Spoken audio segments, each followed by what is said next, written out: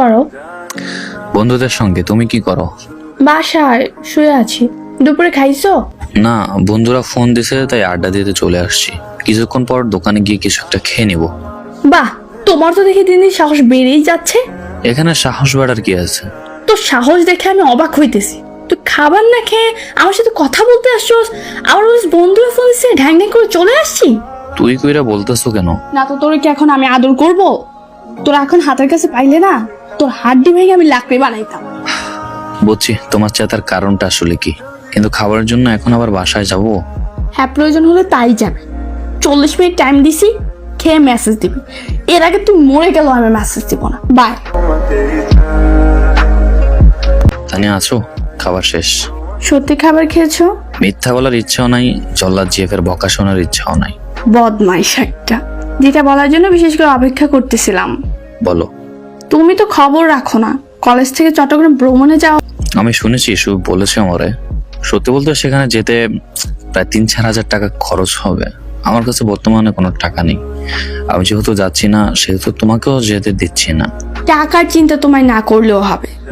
তোমার বড়লোক জেফ আছে কি করতে শুনি, আর আমি তোমাকে ছাড়া ঘুরতে যাব, এটা জীবনেও হবে না।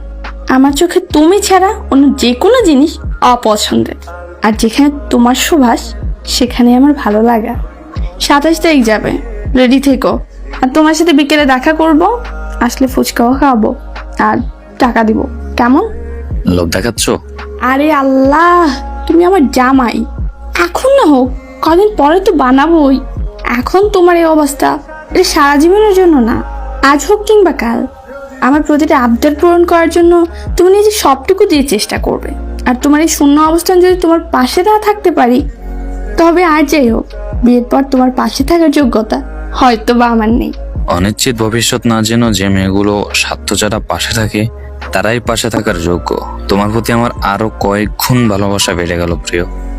কোনো ছেলেই চায় না তার জেএফের টাকা দিয়ে চলতে, কিন্তু শত হলেও সত্য, বেকার অবস্থায় যে মেয়েটি মানসিক সাপোর্ট দিয়ে হলেও প্রিয় মানুষের পাশে থাকে, সেই মেয়ে পারে বিয়ের পর জামাইয়ের 1,000,00,000 টাকা ভোগ করতে।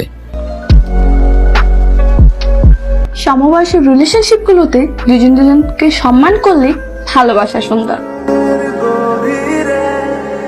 ভালোবাসা সুন্দর যদি অন্য পুরুষের নারীর চোখ না আটকায়।